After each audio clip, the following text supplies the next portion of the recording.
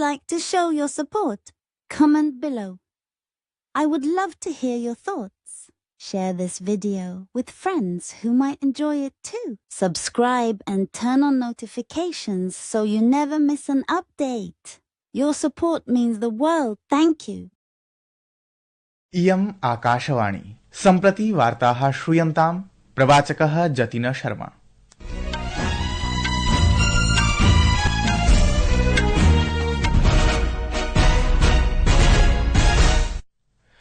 आदौ मुख्यवार्ताः। सर्वकारेण केन्द्रसर्वकारस्य कर्मचारिभ्यः निवृत्तिकाभोगिभ्यश्च अष्टमवेतनायोग गठनस्य सहमतिः प्रकटिता। भारतीयान्तरिक्ष अनुसन्धान संघटनेन अद्य स्पेडेक्स अभियानान्तर्गतं चेजर टार्गेट उपग्रहयोः डॉकिंग इति साफल्यपूर्वकं सम्पूर्य ऐतिह्यं रचितम्। राष्ट्रपति पदासीना द्रौपदी मुर्मुः अद्य राष्ट्रपति भवने सिंगापुरस्य राष्ट्रपतेः थर्मन षण्मुगरत्नम इत्यस्य औपचारिकं स्वागतं विहितवती। भारतेन गजायां बन्धकानां मुक्तेः युद्धविरामस्य च घोषणायाः स्वागतं कृतम्। अपि च ऑस्ट्रेलिया देशस्य ओपन टेनिस क्रीडायां भारतस्य एन श्रीराम बालाजी स्वकीयस्य मैक्सिकन सहयोगिना मिगुएल एंजेल रेस वरेला इत्यनेन साकं पुरुषयुगलस्य द्वितीये पर्याये प्रविष्टवान्।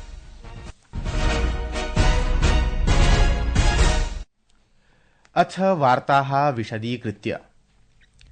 सर्वकारेण केन्द्र सर्वकारस्य कर्मचारिभ्यः निवृत्तिकाभोगिभ्यश्च अष्टमवेतनायोग गठनस्य घोषणा कृता। अस्मिन् विषये केन्द्रीय सूचना एवं प्रसारण मन्त्री अश्विनी वैष्णवः नवदिल्ल्यां घोषणां कृतवान्। मन्त्रिणा कथितं यत् सप्तम वेतनायोगस्य कार्यकालः 26-2000 वर्षे समाप्तिमेष्यति। तेनोदीरितं यत् आयोगाध्यक्षस्य एवं द्वयोः सदस्ययोः नियुक्तिः अचिरादेव करिष्यते। केंद्र सरकार के सभी कर्मचारियों के लिए 8th सेंट्रल पे कमीशन को मंजूरी दे दी है। 8th सेंट्रल पे कमीशन 1947 से अब तक 7 पे कमीशन हुए और प्रधानमंत्री जी ने एक रेगुलर रिदम के साथ पे कमीशन बनाने का जो एक संकल्प लिया है, उसके हिसाब से 2016 में लास्ट पे कमीशन 7th पे कमीशन स्टार्ट हुआ था, तो 2026 में इसका टर्म कंप्लीट होता है। उससे वेल बिफोर 2025 में 8th पे कमीशन स्टैब्लिश करने से सफिशिएंट टाइम मिलेगा so that the recommendations can be received well before the completion of the period of 7th पे कमीशन। भारतीयान्तरिक्ष अनुसन्धान संघटनेन अद्य स्पेडेक्स अभियानान्तर्गतं चेजर टार्गेट उपग्रहयोः डॉकिंग इति साफल्यपूर्वकं सम्पूर्य ऐतिह्यं रचितम्। अमेरिका रूस चीन देशानन्तरं स्वदेशी रूपेण विकसितस्य डॉकिंग प्रविधेः उपयोगं विधाय भारतं चतुर्थदेशत्वेन स्वनामाङ्कनं कारितवान्। अन्तरिक्षक्षेत्रेषु चालकदलाभियानेषु च अयं प्रविधिः महत्वपूर्णः वर्तते। इसरो अध्यक्षेण डॉ वी नारायणन इत्यमुना अवसरेऽस्मिन् कार्यकर्तृभ्यः शुभकामनाः प्रकल्पिताः। राष्ट्रपति पदासीना द्रौपदी मुर्मुः अपि अवसरेऽस्मिन् देशस्य सम्पूर्ण वैज्ञानिक वर्गेभ्यः अभियन्त्री समुदायेभ्यश्च शुभकामनां प्रदत्तवती। एकस्मिन् सामाजिकान्तर्जालिक सन्देशे सा प्रोक्तवती यत् इयमुपलब्धिः चन्द्रयान चतुर्थे अन्तरिक्षस्थानकेषु गगनयानादिषु च अभियानेषु मार्गं प्रशस्तीकरिष्यति। अस्याः उपलब्धेः प्रशंसां कुर्वन् प्रधानमन्त्री नरेन्द्र मोदी सामाजिकान्तर्जालिक सन्देशे प्रोक्तवान् यत् देशस्य अन्तरिक्षसम्बद्ध अभियानेभ्यः अयं महत्वपूर्ण पदक्षेपः वर्तते। केन्द्रीय विज्ञान एवं प्रौद्योगिक राज्यमन्त्रिणा जितेन्द्र सिंहेन सबलं प्रोदीरितं यत् इयं पूर्णतया स्वदेशी भारतीय डॉकिंग प्रणालिः वर्तते। राष्ट्रपति पदासीना द्रौपदी मुर्मुः अद्य राष्ट्रपति भवने सिंगापुरस्य राष्ट्रपतेः थर्मन षण्मुगरत्नम इत्यस्य औपचारिकं स्वागतं विहितवती।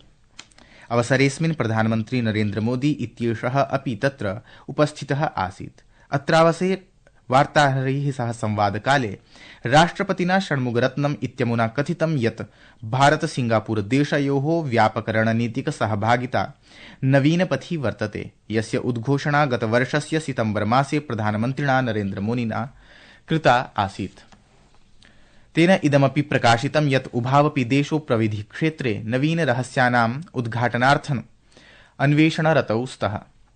राष्ट्रपतिना थर्मन इत्यमुना एतदपि उल्लेखितं यत् नवनवत्युत्तर 19शततमे वर्षे भारतदेशः सिंगापुरदेशस्य स्वतन्त्रतायै मान्यताप्रदातृषु देशेषु अन्यतमः आसीत्।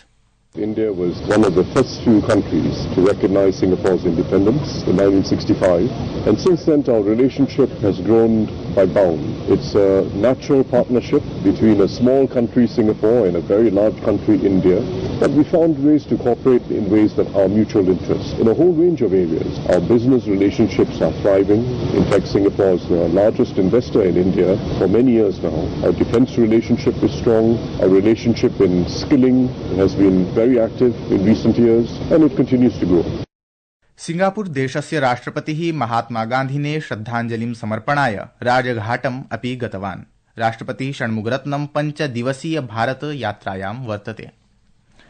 संस्कृतवार्तायाः संस्करणमिदम् इदानीम् आकाशवाणीतः प्रसार्यते।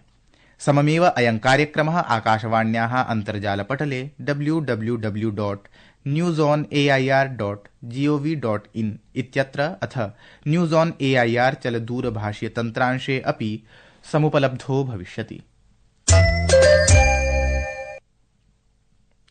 भारतेन गजायां बन्धकानां मुक्तेः युद्धविरामस्य च घोषणायाः स्वागतं कृतम्। विदेशमन्त्रालयेन एकस्मिन् वक्तव्ये उक्तं यत् एतेन निर्णयेन गजावासिनां कृते मानवीय सहायतायाः सुरक्षायाः निरन्तरतया आपूर्तिः भविष्यति। गजायां युद्धविरामस्य बन्धकविमोचनस्य च विषये सहमतिः इस्राएल हमास देशयोः मध्ये रविवासरे आरभ्यते। एषा चर्चा 42 दिवसं यावत् प्रचलिष्यति। सर्वकारेण समारम्भिता तस्याः स्टार्टअप इंडिया योजनायाः 9 वर्षाणि पूर्णानि समभवन्। अस्याः योजनायाः उद्देश्यानि तावत् स्टार्टअप संस्कृतेः संवर्धनं, देशे नवाचारस्य उद्यमितायाः दृढीकरणं तथैव समावेशी पारिस्थितिकी तन्त्रस्य च निर्माणम् इत्येतानि सन्ति। अवसरेऽस्मिन् एकस्मिन् सामाजिकान्तर्जालिक सन्देशे प्रधानमन्त्री नरेन्द्र मोदी अकथयत् यत् विगतेषु 9 वर्षेषु अनेन कार्यक्रमेण असंख्य युवकानां सशक्तीकरणं विहितम्, तथैव तेषां विचाराः सफल स्टार्टअप रूपेण परिवर्तिताः। तेनोदीरितं यत् सर्वकारेण स्वनीतिमाध्यमेन व्यापारकरणे सारल्यम् इत्यस्योपरि ध्यानं केन्द्रीकृतम्। तेन कथितं यत् सर्वकारः सक्रियरूपेण नवाचारस्य उष्मायन केन्द्राणां च संवर्धनं कुर्वन्नस्ति, येन देशस्य युवानः सशक्ताः भवेयुः। श्रीमोदिना सबलं प्रोदीरितं यत् स्टार्टअप इंडिया कार्यक्रमस्य साफल्येन दृश्यते यत् अद्य देशः गतिशीलः, आत्मविश्वासी, भविष्योन्मुखी च वर्तते। 10 राष्ट्रेभ्यः आगतानाम् 21 सदस्यीय प्रतिनिधिमण्डलेन अद्य प्रयागराजस्थे त्रिवेणी संगमस्थले पवित्रमहाकुम्भावसरे पवित्रावगाहनं विहितम्। अवसरेऽस्मिन् तैः उदग्रयानमाध्यमेन महाकुम्भक्षेत्रस्य दृश्यम् आलोकितम्।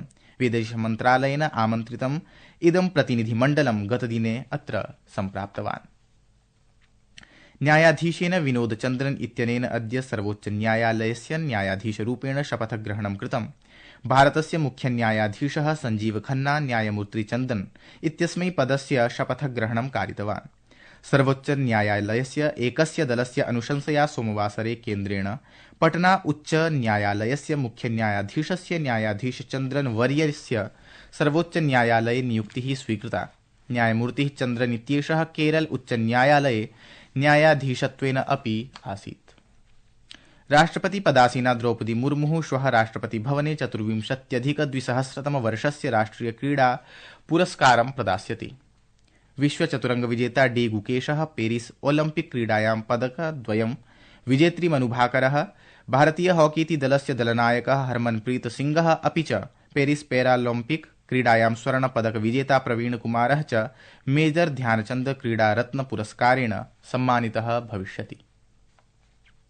पुरस्कारोऽयं विगतेषु 4 वर्षेषु कस्यापि क्रीडकेन क्रीडायाः क्षेत्रे कृतोत्कृष्ट प्रदर्शनाय प्रदीयते।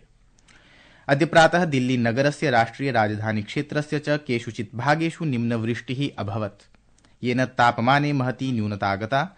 सम्पूर्णे क्षेत्रे दृश्यतायां च परिष्कारोऽपि अभवत्। ऑस्ट्रेलिया देशस्य ओपन टेनिस क्रीडायां भारतस्य एन श्रीराम बालाजी स्वकीयस्य मैक्सिकन सहयोगिना मिगुएल एंजेल रेस वरेला इत्यनेन साकं पुरुषयुगलस्य द्वितीये पर्याये प्रविष्टवान्। प्रतियोगितायां बालाजी इत्येषः एकाकी एव भारतीय क्रीडकः अवशिष्टः अस्ति इति वार्ताः।